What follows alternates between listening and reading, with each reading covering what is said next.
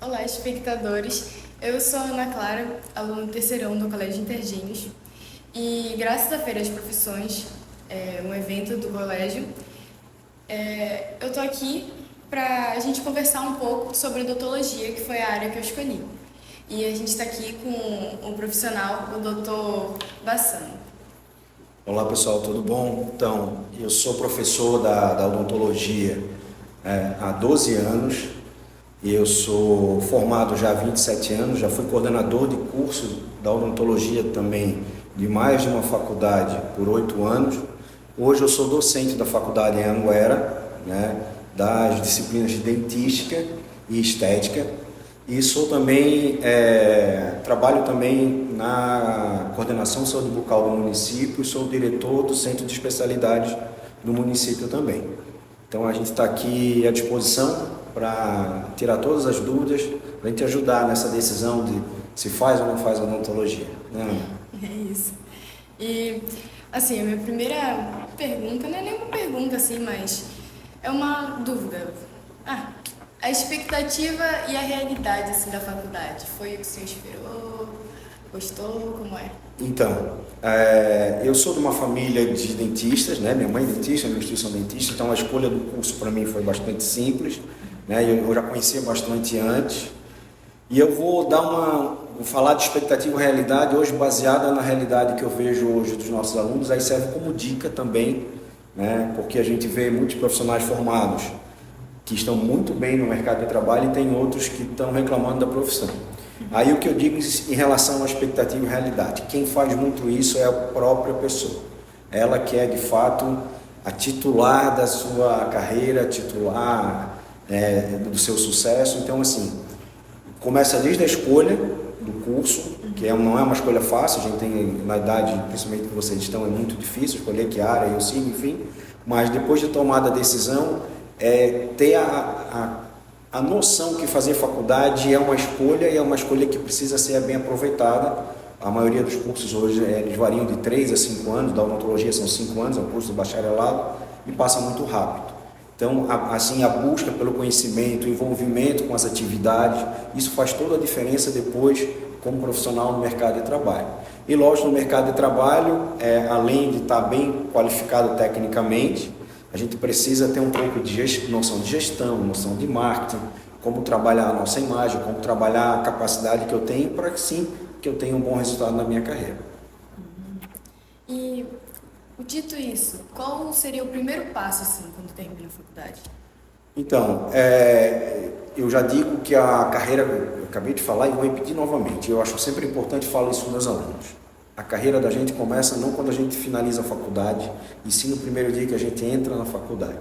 Então, todo o meu busca pelo conhecimento, a minha busca pelas minhas capacidades, elas começam desde o início da faculdade. Então, eu preciso não só, durante a faculdade, entender qual é a área que eu vou ter mais afinidade, que eu vou gostar mais, que normalmente que a gente acaba tendo mais sucesso depois e mais habilidade para exercer, mas eu preciso também me ligar no mercado, conhecer como são o mercado da minha cidade, do meu estado, do meu país, enfim, buscar conhecimentos de gestão, buscar conhecimentos de marketing. Essa noção faz muita diferença, porque a gente tem muitos bons profissionais formados na área que muitas vezes não têm sucesso na profissão por causa da falta desses outros pequenos conhecimentos. Pequenos não, mas conhecimentos que são um pouco fora da área da atuação da odontologia, vamos dizer assim. Então, o primeiro passo é quando a gente já entra na faculdade, tentar dominar todo esse conhecimento. E aí como é que a gente faz? A gente busca perguntas, enfim, com os professores, nas monitorias, vai buscar estágio com os bons profissionais, enfim, vai buscar um relacionamento, fazer já uma network, que a gente fala hoje em dia, para conhecer as pessoas que têm sucesso, para pegar essas boas práticas e, lógico, levar para si e aplicar depois na carreira.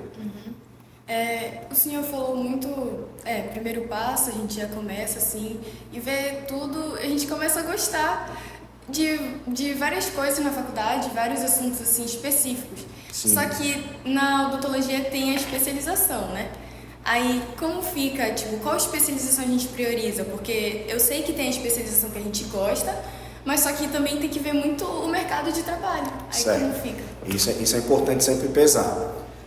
Inevitavelmente hoje as especialidades elas estão muito coligadas, então para fazer determinadas reabilitações você usa 2, 3, 4, 5 especialidades diferentes. Eu sempre aconselho aos alunos isso, que a primeira coisa é a gente ter noção das nossas próprias habilidades. Durante o curso, como é um curso de formação generalista, você tem contato durante o curso com várias áreas, de todas as áreas da odontologia. E aí de lá você vê não só que você gosta mais, mas que de fato você tem mais habilidade. E logicamente, aqui talvez se enquadre, você pode dentro dessa gama tentar entender dentro suas preferências de gosto, as suas habilidades, qual dessas ou qual desta se enquadra melhor no mercado de trabalho também. Agora, uma dica importante, a gente não pode escolher a profissão ou a especialidade só pelo poder financeiro, porque senão a gente acaba, às vezes, até ganhando bons rendimentos, mas acaba não sendo um profissional tão contente na área, né? E vice-versa, a gente não pode ser só contente e também não ter bons rendimentos. Então, assim, as escolhas não são fáceis, às vezes elas demoram, decisões demoram para se escolher, mas isso ainda varia de época para época, né? E como eu sou formado há 27 anos, as escolhas daquela época eram diferentes das que são hoje, né? Hoje há uma busca pela estética, enfim, tem novas especializações. Eu acho que é uma dúvida que muitas vezes as pessoas têm hoje. Eu sei que você vai tocar nesse assunto também. Que é basicamente como que eu uso a faculdade de odontologia para entrar na área de estética. E bom, a minha área de atuação hoje é dentística e também relacionada à estética, mas eu não sou da área de harmonização, por exemplo. E quando a gente fala em estética, a gente pode envolver várias áreas, desde da parte de implantodontia, que é a recuperação dos dentes perdidos, a ortodontia, que é para melhorar o alinhamento dos dentes, a parte estética é através de próteses, coroas, facetas, e a parte de harmonização também, né? Talvez hoje a busca pela estética é o assunto que está mais em voga, né? Então é possível sim a gente ir para a área da estética, ou melhor, a gente não pode esquecer da estética, mas a gente, enquanto profissional, a gente tem que ter uma preocupação muito grande com a função. Eu nunca consigo ou não devo fazer um tratamento que seja especificamente estético se eu não respeito a função, se eu não respeito a condição pessoal de cada um. O que eu quero dizer? Uma pessoa que às vezes não tem uma mordida adequada, não tem como eu deixar aquele sorriso bonito sem eu corrigir aquela mordida adequada. Então, assim, não é só estética. Então é importante que diga isso para as pessoas. Por quê? Porque às vezes os pacientes vão aos consultórios com a expectativa que ele quer chegar lá, olha, eu quero ficar que nem eu vi aqui na internet. E às vezes até é possível chegar lá. Só que antes de chegar lá, ele vai passar por vários caminhos para poder, primeiro, corrigir a função ou retomar a sua função, né? Ter uma reabilitação para depois chegar na parte estética. Sim. E, assim, é possível trabalhar com a parte estética e mais... Não, que é, por exemplo, a parte da harmonização. Sim. E procedimentos dentários ao mesmo tempo, assim?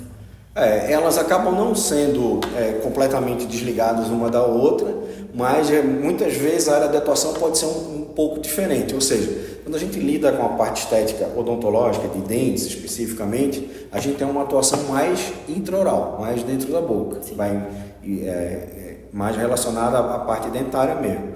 Já na harmonização facial entra essa parte também, porque a gente pode ter um apoio, por exemplo, da ortodontia, ortopedia, para corrigir, né, discrepâncias ósseas, mas a atuação também da harmonização ela é muito mais extraoral, né? Aí você tem o uso do botox, preenchedores, bioestimuladores, fios de sustentação, enfim, que você acaba atuando extraoral, mas inevitavelmente em determinados momentos, né, vou dar um exemplo bem simples, não adianta a gente fazer toda uma harmonização se a pessoa tem muitas ausências de dente, né? Acaba ficando ilógico até. Então, assim, vai que depois ali da faculdade resolvi abrir uma clínica. Certo. E eu poderia fazer então uma clínica das duas coisas. Sim, hoje eu vou te falar que a maioria das clínicas, as bem-sucedidas, as que estão melhores no mercado, elas têm essa associação dos vários profissionais de várias áreas. Acaba sendo um tratamento, uma reabilitação, uma atuação multidisciplinar dentro da odontologia. Um que vai fazer a parte de ortodontia, outro que vai fazer a parte de implantodontia, outro que vai fazer a parte de prótese, de estética e outro que vai fazer a harmonização. Elas já acabam sendo coligadas, sem dúvida nenhuma. Entendi.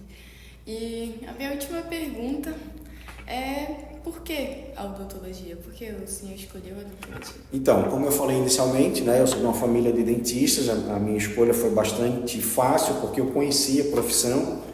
Por outro lado, eu gosto muito da área biológica, da área médica, dessa área da saúde de maneira geral, e eu gosto muito de lidar com pessoas, eu gosto muito de cuidar de pessoas. Então, o que a gente faz hoje, né, é lidar com pessoas e cuidar de pessoas. A gente, na faculdade, eu lido com os meus alunos e com os pacientes, no consultório com os pacientes, lá no centro de especialidade com os pacientes e com toda a gama de profissionais, lá são 70 profissionais que trabalham comigo lá. A gente implantou também na cidade hoje, através da coordenação da prefeitura, o serviço de plantões odontológicos. A gente faz plantões também para cuidar das pessoas.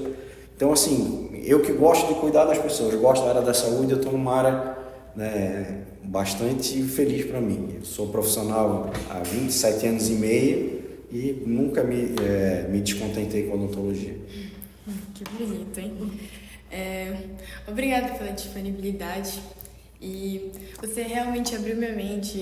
Eu vou usar no futuro todos esses conhecimentos. E você quer falar alguma coisa? Não, é sempre bom, né, estar com os alunos, dando aluno da faculdade. Muitas vezes eu palestrei também para alunos de terceiro ano, e aí a gente sempre veio com essa ideia de tentar ajudar na escolha. A gente sabe que não é uma escolha fácil, nem todo mundo teve a sorte que eu tive de conhecer a profissão que eu queria, né, mais profundamente antes, enfim.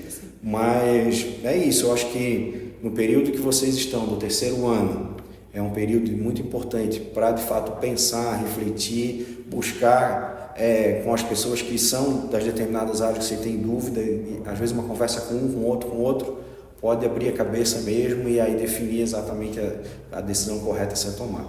Né? E depois de tomada a decisão, o que a gente sempre fala é focar, é uma escolha, e aí fazer sempre o melhor possível, fazer valer a pena. Antes de a gente finalizar, vamos para a pergunta da doutora. Doutor, eu queria saber do senhor como é que funciona hoje a parte da ética da odontologia, porque hoje a gente vive um mundo onde as pessoas estão preocupadas com a estética, elas não estão preocupadas, a maioria delas faz um uso desenfreado de aplicação de toxina botulínica, levanta daqui, puxa daqui, enxuga dali, e até onde vai, como é que funciona essa parte educacional do profissional da área da odontologia para dizer até onde pode ir ou não, porque a gente vê muitos casos na internet, né? A gente vê numa era das redes sociais onde a gente vê casos que dão certo, mas assim, a maioria das pessoas hoje, se você for observar, elas têm os mesmos rostos, principalmente as mulheres. Parece que a harmonização virou uma só, todo mundo tem o mesmo rosto. A gente acaba perdendo a identidade. É um assunto muito importante, é uma discussão que a gente tem hoje quase que diariamente, né? Os profissionais, enfim, se discute muito isso, né? Até quando que é necessário fazer aquele procedimento, né? E aí depois eu vou dar um exemplo simples aqui, mas hoje se discute muito, por exemplo, as cores das facetas que tem que se usar, os padrões de harmonização, né? E às vezes as pessoas mudam completamente a sua feição, enfim.